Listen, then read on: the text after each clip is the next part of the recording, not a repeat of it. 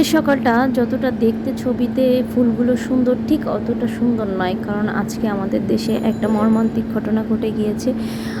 অনেকগুলো স্টুডেন্ট মারা গিয়েছে একটা প্লেন দুর্ঘটনায়। তো আমাদের আসলে কারোরই মন ভালো নেই, আমারও মনটা ভালো নেই, ভিডিও করতে ইচ্ছা করছিল না।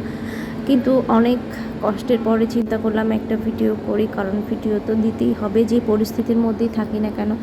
আসলে মনটা মানে এত খারাপ, মনের আকাশ মানে কালো মেঘে জমে আসতে, আর শুধু দোয়া করছি সারাক্ষণ যেন আল্লাহ, যে বাচ্চাগুলো এখনও বেঁচে আছে, যাদের নিঃশ্বাস এখনও চলছে তোমার হুকুমে, তাদেরকে তুমি তার বাবা মার কোলে ফিরিয়ে দাও সহি সালামতে। তারা যে অবস্থাতে আছে তারা যেন সুস্থ থাকে এবং বাবা মার কোলে যেন তারা আগের মতো ফিরে যায়, সেই দোয়াটা করি। সবারই মন খারাপ, আমার আসলে চোখে জল এসে গেছে, আমার গলাটা কাঁপছে কথা বলতে, আমার খুবই কষ্ট হচ্ছে। যদিও ওদের সাথে আমার কোনো রক্তের সম্পর্ক নেই, তারপরও আমি তো একজন মা, আমার বুকটাও কেঁদে ওঠে, খুব কষ্ট হচ্ছে।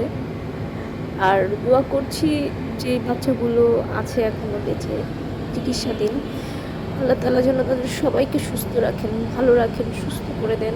আমরা সবাই মিলে দোয়া করি, আল্লাহ নিশ্চয়ই আমাদের সকলের দোয়া কবুল করবেন। আজকে এই দুর্ঘটনাটা আমার সন্তানের সাথে হতে পারতো, আপনার আমার পরিচিত কারোর সাথে হতে পারতো। তো আসলে আমাদের তো কিছু করার নেই, শুধু দোয়া করা ছাড়া। সেটুকু কি আমরা করতে পারি না? আমরা সবাই মিলে দোয়া করি, দু হাত তুলে আল্লাহর কাছে মোনাজাত করি যেন আল্লাহ এই সন্তানগুলোকে তুমি সুস্থভাবে তার বাবা মার কাছে ফিরিয়ে দাও। যারা কষ্ট পাচ্ছে তাদেরকে তুমি তোমার রহমত দিয়ে শান্তি দাও হে আল্লাহ। সবাইকে তার বাবা মাকে তুমি এই শোক সইবার সমর্থ দাও। হয়তো যে বাবা মাগুলো কোনোদিন তার বাচ্চাকে চুলার কাছে যেতে দেয়নি, আগুনের আঁচ লাগবে, আজ সেই বাচ্চাগুলোর নিঃশ্বাস, শ্বাস প্রশ্বাস নালী আগুনে ঝলসে গেছে, কয়লা হয়ে গেছে তাদের দেহ।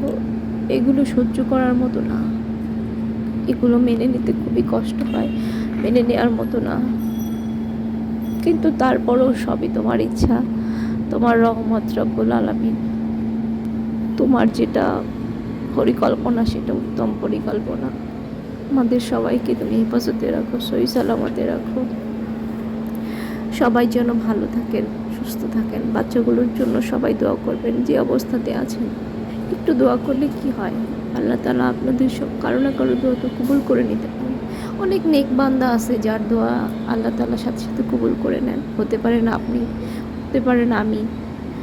তো সবাই একটু দোয়া করবেন বেশি বেশি করে, যেন ওই বাচ্চাগুলো সুস্থ হয়ে যায়। একটাই দোয়া শুধু এখন আমার, যে বাচ্চাগুলো এখনও অসুস্থ আছে, যে বাচ্চাগুলো চিকিৎসাধীন আছে, যে বাচ্চাগুলো হাসপাতালের বেডে কাতরাচ্ছে, তারা যেন সুস্থ হয়ে যায়। আমিন।